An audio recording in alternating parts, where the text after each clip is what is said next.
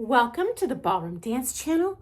We are a worldwide community of ballroom dancers who meet here every day to chat all things ballroom dance. Today's topic, 5 alarm bells going off here, warning for parents of ballroom dancers. I shared a story where I taught a ballroom dance lesson for an entire school, their school assembly.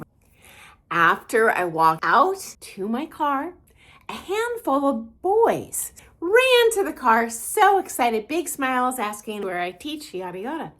This should be revealing to you parents. Kids are naive. However much you trust teachers, they trust their teachers even more. The fact that they're just handing over their cell phones to me, and for the record, I'm like, oh, great guys, well, give me your mom's number and I'll text her.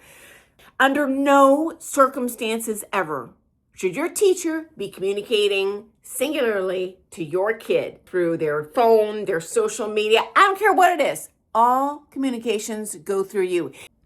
Number 2, child predators are more common than you realize. I've known of 3 in my own little town, and 2 of them are still teaching. Okay, next step. You are going to trust your teacher because they're giving you a sales pitch, right? They're literally a salesperson. They're intelligent. They're highly accomplished in their field. They're all smiles and happy rainbows and unicorns when they're with you. They're going to make your kid a star. Yeah. Don't leave your kid alone with that teacher. Your Starbucks run can wait till after the lesson. I taught the biggest ballroom dance program in my state for kids and teens for years and years and years and years. I started the program. The vast majority of parents just drop their kids off and woo, mental health break, mom time. And I get it, guys. I'm a parent too.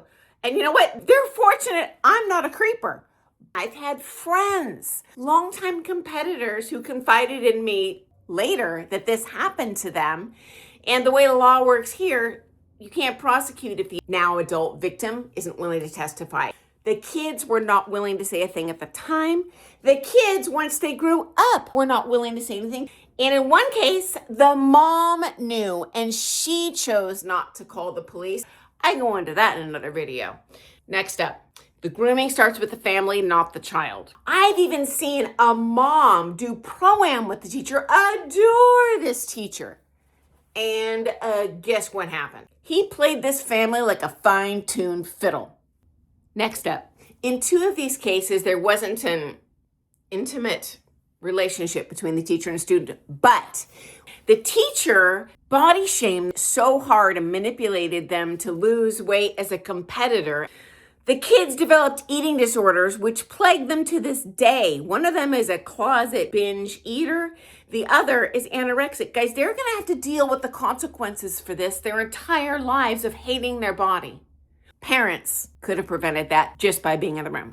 Okay, next up. In my experience, the private lessons is where they start sucking you and the kid into this trap. I've seen it one time in a group class ever. So just to warn you, the private lesson is where you gotta be real attentive.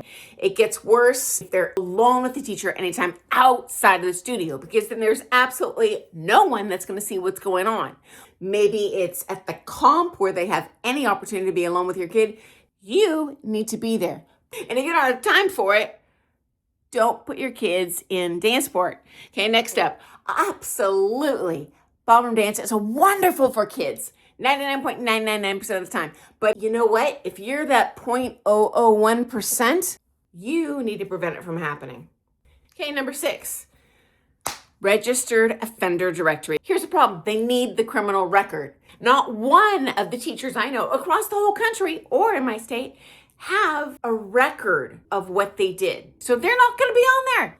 Okay, final thought. At least in my experience, it's the competitor kids that are targeted. And my guess is that that's just a function of how much time they're spending with the teacher. And someone's got to step out there and warn the families that this happens in our industry too. Okay, guys, so I apologize for my grotesque topic today. Hopefully YouTube does not throttle this video, but probably will, because no advertiser wants to put their moniker on a video with offensive topics like this. But you know what? Someone's got to step up, and today that's me.